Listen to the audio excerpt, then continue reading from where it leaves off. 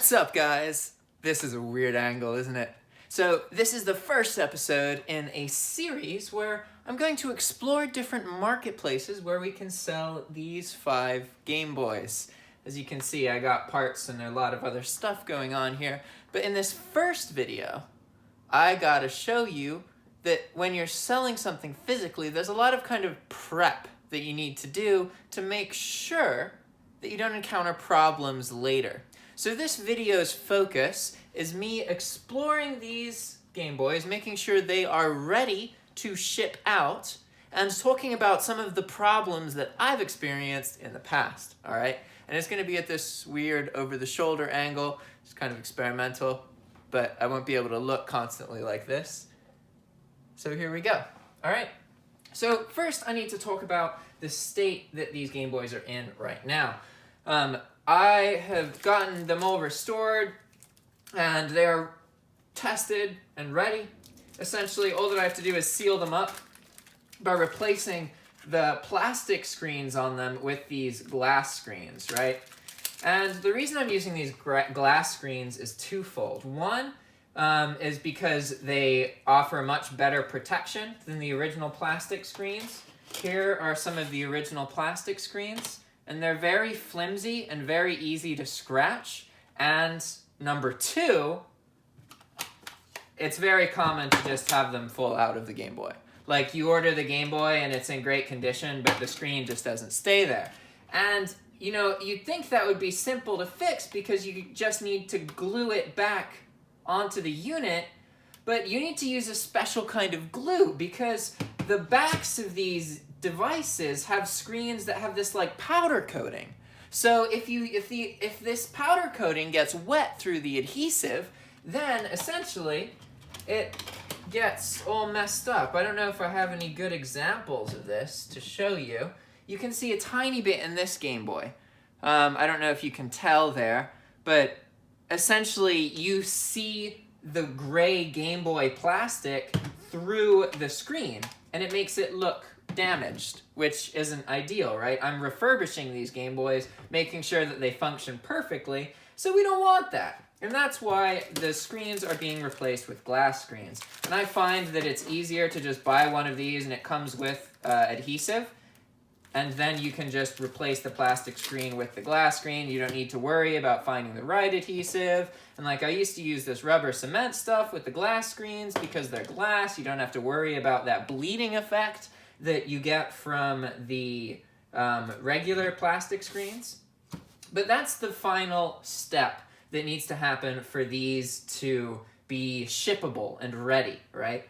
But before they get to that point, I need to talk to you about the things that I've checked them for. Because anytime you're selling something, and you're selling more than one of it, it's quite pertinent that you understand the common problems and kind of most likely scenarios that are going to come up, right? So let me give you a quick rundown about Game Boys in case you have any interest in ever selling any of these, right?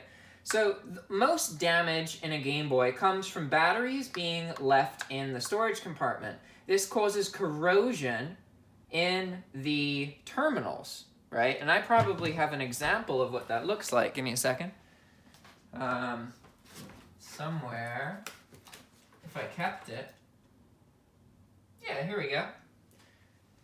Okay, so I don't know how this focusing is going to go, but on this unit here, you can see that there's this bluing and that this big rectangle is not shiny anymore. So here's what it should look like. See how it's all shiny? And then there's all that bluing stuff, and that's corrosion. And essentially, it's like a mold that travels through the device and gets into the circuit board, makes it swell, causes electrical connections where there shouldn't be electrical connections, breaks electrical connections. It's death to the circuit board. So that's the most common problem, and that's actually quite easy to clean. Depending on the extent of the damage, like if it has got the corrosion's gotten into the circuit board and it's swollen, it's screwed basically. but maybe it hasn't gotten to that point and the battery terminals are just a little bit corroded. You can just wipe it with vinegar and a Q-tip and it's going to fizz and bubble and almost all of it will go away. There are some situations where it can look heavily corroded and then you can come out of it with a shiny battery terminal. It's really cool. But that's going to be the #1 cause of most damage, okay? And this brings an interesting situation up because it's quite common with a Game Boy for it to have a sweet spot where the batteries need to be, right? So if I plug this game in and turn it on, okay, it turned on, right? So the game's actually not booting because it wasn't placed properly. Now it's booting. So this turned on, right? I should be able to spin these batteries without the device losing power. This is a good test because it's quite common for these units to have a sweet spot where the batteries need to be. And if one is slightly ajar, this is what would happen when you went to turn the unit on. Essentially, you turn it on and nothing happens, even though all 4 batteries are in place. So what you would need to do is spin them a little bit to get the contacts to really make. And then you hear it turn on, right? If that's happening, the easiest way to fix it is to actually just sand the terminals a little bit. That means that you have problems with this specific component of the Game Boy. So if you replace that, that's really easy to fix, right? So that's like one of the most common problems. Then there's the whole lines on the LCD display. When it comes to Game Boy parts, the LCD display is the most valuable in it because it's the part that's most prone to failure that isn't repairable. Most of the other problems that are common are fixable, right? Whereas if the LCD display has these worms on it, you can't do anything about it. And then they're not actual worms, but they look like worms. They're like little black wriggly things. And I still to this day don't understand how they show up, but they do show up in LCD screens, particularly around the edges from Game Boys in this generation. So aside from that, you have the horizontal lines, and then you have vertical lines. The horizontal lines are death, basically. You can very rarely fix horizontal lines. Vertical lines can often be fixed. And the more vertical lines there are, the more likely it is that they can be fixed, simply through heating the base of the Game Boy, right? So that's another thing that's common that you can fix, okay? Aside from those visual problems with the LCD, sometimes you can also have problems with the speaker. The speaker might just not be as loud as other speakers, even though it's on the same volume. Also, when you're listening to the speaker, certain pitches and tones may have a little bit more distortion than normal. And essentially, the best way to test for this is to pick a game and to get really used to the intro noise, right? Because most games will play some audio as they're booting. In this case, this is Metroid 2. So it has this creepy, high-pitched, and then this garbly tone.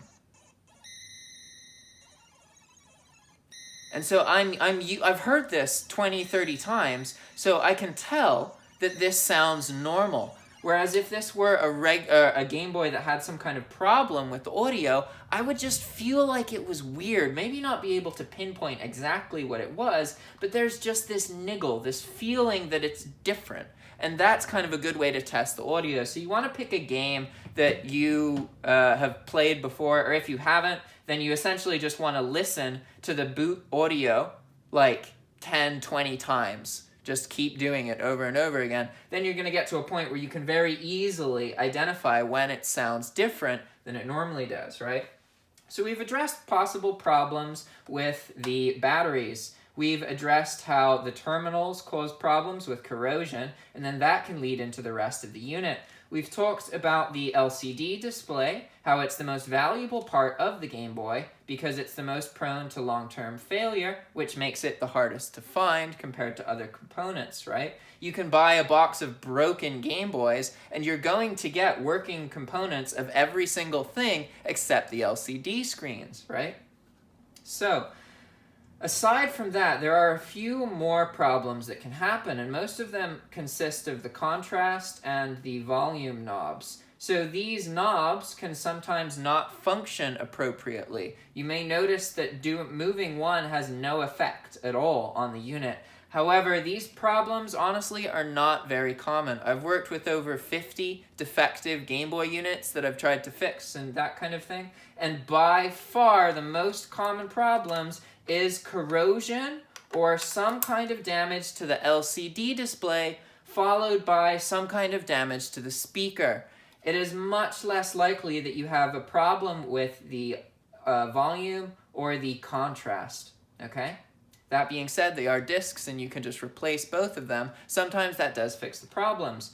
The next most common problem is going to be with the cleanliness and the Game Boy's ability to read games, okay?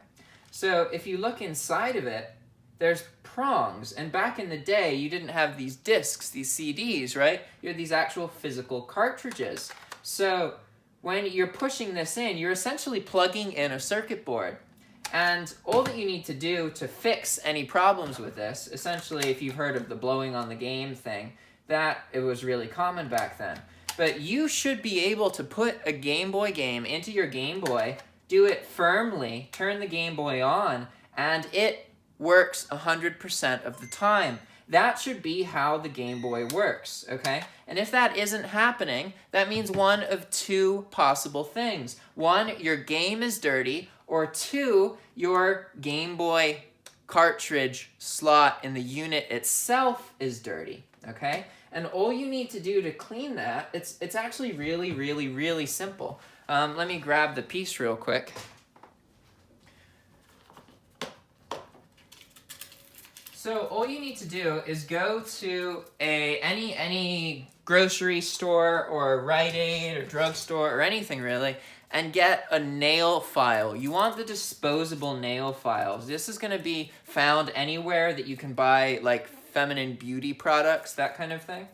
So all you have to do is you're going to stack them on top of each other, maybe two, maybe three, maybe just one, depending on how thick these nail files are. But essentially, at the end, they're just light sandpaper, okay? And so then you're going to put that into the slot here and just kind of go up and down, just a couple times. Don't do it too often because you don't want to like really, really sand the contacts.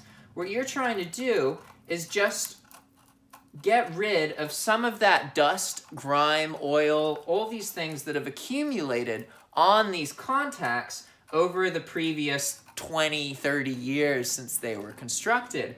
Remember that these were made in the, I think they came out in like 88, so there were tons of them by the 90s. So that means, right, it's 2018 now, right? So that is almost 30 years. That's, you know, more than 25 years, which is crazy.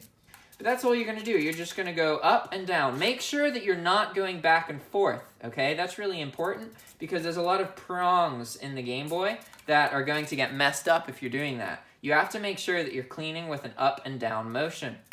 Also understand, if you do this too vigorously, you can wear away some of the protective coating that's on these prongs that's going to make them more prone to rust. But that's not something you really have to worry about too much. As long as you're just doing it a couple times, you're going to notice that you're able to get very, very good results out of your Game Boy and get it to a point where it can play every game on the first time, no matter what. Essentially, the only time it's not going to play on the first time is if you screw up and you don't push the game far enough in or you're not firm enough with your placement, okay? So those are all of the major problems and common things that can happen with Game Boy units.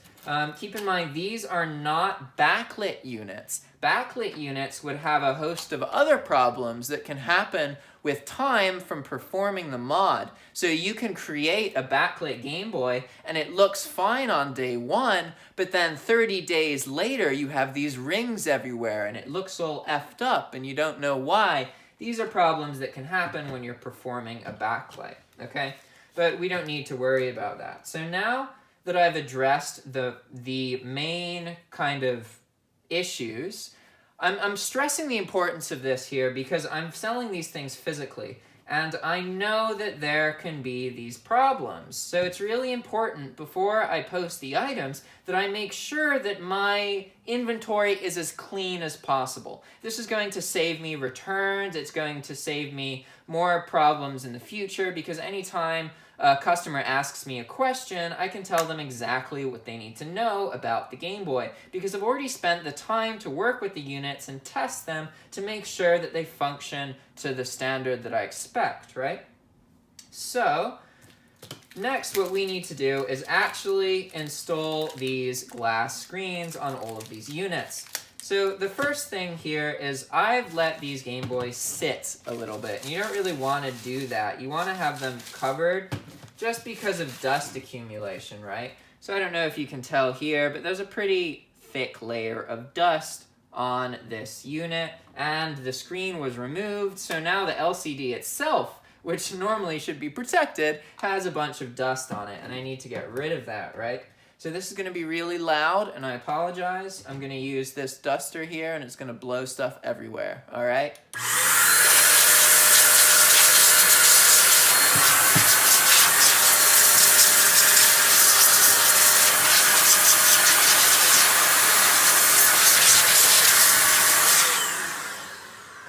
All right, sorry about that. Now that that's done, what I need to do is make sure that all of these screens are adequately protected from dust for the moment, okay? I need to clean the LCD itself, make sure that there's no dust or anything, and then place some kind of protection over it so that when I come through with the glass screen, I can just place the glass screen on and move without worrying about there being a piece of hair or something underneath the protective screen. Because if that happens, then what I need to do is open the Game Boy back up, because I won't be able to remove the glass screen after it's been applied to the Game Boy, right? So I use these Zen's lens cleaning wipes. You can get a pack of like 50 of them for like $6, something like that. And they start out wet and then they dry as you're using them. So it makes it really easy to clean LCD screens. And essentially, after each screen, you want to use a different part of the wipe to make sure that you're not spreading around the dust and the grime. Because essentially, all it takes is one little speck of dirt that has some hardness to it, that's a bit sharp, and then suddenly you have scratches in your LCD screen. And so these old LCD screens, what's funny about this, one of the reasons they scratch so easily in these Game Boy units is that they're actually not glass. There is a glass panel that's quite thick, but the LCD screen has a polarizer, which is a very delicate plastic film right on top of that glass. And that polarizer causes problems because it's so easy to scratch. When you scratch a Game Boy screen, you're not actually scratching the glass, you're scratching the plastic that's layered on top of the glass. So it is actually possible to fix scratches that appear to be in the glass by replacing that polarizer. However, in order to do this, you have to use a special kind of adhesive called Loca, and it's very delicate and it's very easy to screw up, and it's much harder to do properly than actually just doing a mod. It's kind of complicated, and it's prone to getting glue in the wrong place and a lot of different things. So it's not really common to replace that. In fact, most resources on the internet don't even acknowledge that there is a plastic layer on top of this piece of glass right here. Like, I could get an X-Acto knife and peel off that layer, right? So we have now cleaned these a little bit, and these ones should be pretty well protected because they've had the screen on top, right? So now what we need to do is take our first screen. Here we go. And normally I cut this plastic protection here just so that the person can have the satisfaction of like peeling off a protective layer of the glass screen. I think that's a pretty good touch, but in this case, we're not going to worry about it too much. So First, we need to remove the adhesive that's present in these. We need to remove the adhesive strip so that the adhesive is exposed. Sorry. So as I struggle to do that, I gotta do it 5 times, so by the 5th time I'll be able to do it properly. There we go. And then we gotta get rid of this one in the middle. There should be no adhesion in the middle, so that's fine, right? Okay, we have our strip, and then we're just gonna place it like this. And now we're gonna press firmly around the whole thing. It's really important that you push the screen down because it's possible for it to not be completely secure in place, and that will cause you problems later, okay? So there's our first screen, and there's a little hair there underneath on the other side. It looks like of the glass screen itself that I didn't notice, so I'm gonna have to open this and flip it and deal with that. But I'm not gonna worry about that too much. I also am aware that I tend to be a bit more picky with the Gameboys just because I've worked with so many of them. I like notice and am bothered by things that other people don't care about at all or even know they exist. So sometimes I like to give myself time because I think, oh, that's really important, that tiny little speck there, but maybe tomorrow, if I have a friend look at it and they don't even know that it exists, even if I point it out, maybe it doesn't really matter that much, right? So we're just going to keep going through like this. And see, you don't want to do what I just did. I removed the protection here after cleaning it, right? And then I started moving stuff around. Moving stuff around the unit causes air to pick up dust. So ideally, you clean the unit and then you have it protected until the immediate moment that you're applying the screen, right? And it is also possible to not even do it this way. You can make these Gameboys and literally just make the front half without the screen even being there. So it would look like, I don't know if I have any examples lying around, but you would just have the shell with the buttons and then this board isn't even there. So it doesn't matter. And that's how I usually do it, because that way you can instantly fix and pick up any of the debris that happens to land in the Game Boy. Whereas this way, I have to try and make sure that nothing falls into it just because the Game Boy has already been closed, right? Okay. So there's 3 of them. Now we have this 4th one. Just making sure that there's no unnecessary specks. Size and location of the specks is quite relevant because you'll find that there's some kinds of specks that only show up in certain lighting and in certain colors on the screen. And you'll find that other times, see, I just ignored my rule there. Other times, there's a tiny speck that you think will show up everywhere and it doesn't matter. Or there's a really large speck that you think is gonna matter and it doesn't. It's all kind of unique to the Game Boy.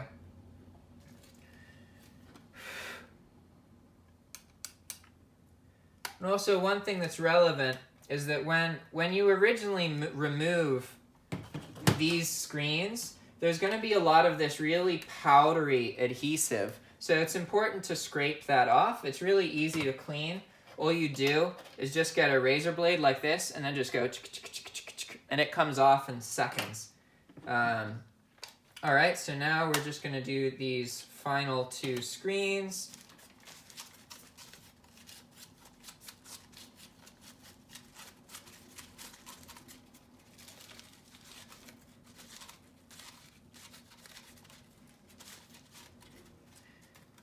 Oh.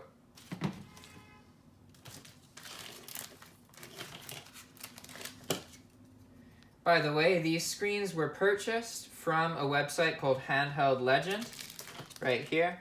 They're a really great website if any of you have interest in doing this. I think it's a fun hobby for sure, and you can actually make some pretty good money if you get known as like a custom Game Boy modder.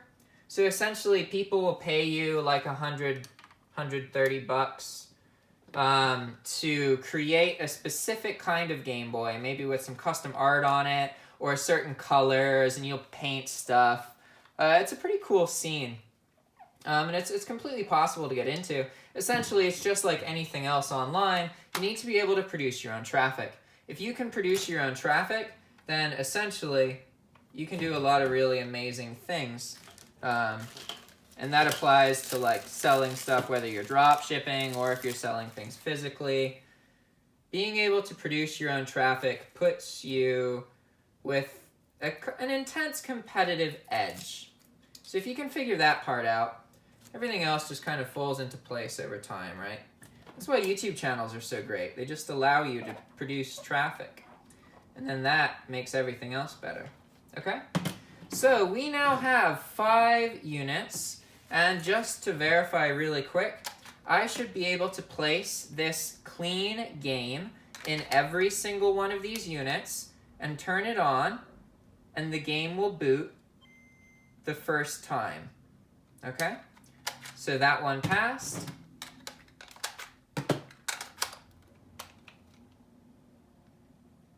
This one passed.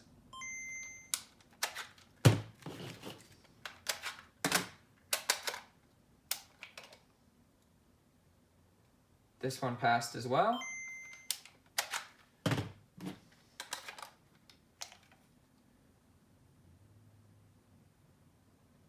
So did this one.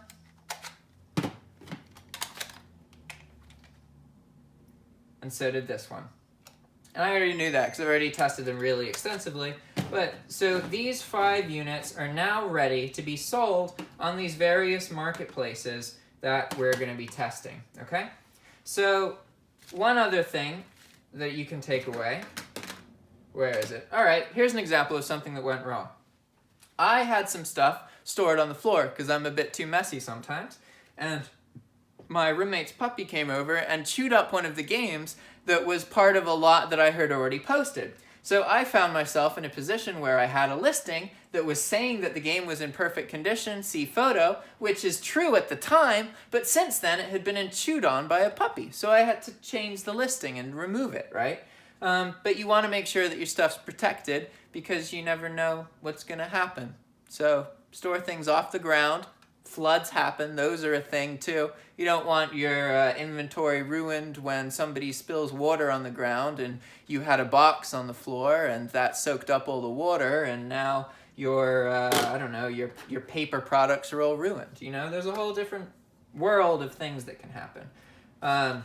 So one of the great things about Gameboys is they're first class packages. They weigh 11 to 12 ounces even with the batteries. So essentially it costs $4 or less to send them anywhere in the continental United States, and even less if you want to, or sorry, only $2 or $3 more if you want to ship them overseas, cost less than $10.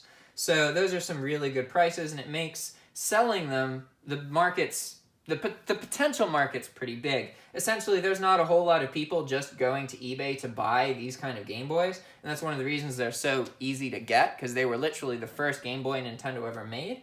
But working with them's fun, and it really can teach you a lot, and if you do get involved in some kind of custom modding scene, then you can do a lot with that, right?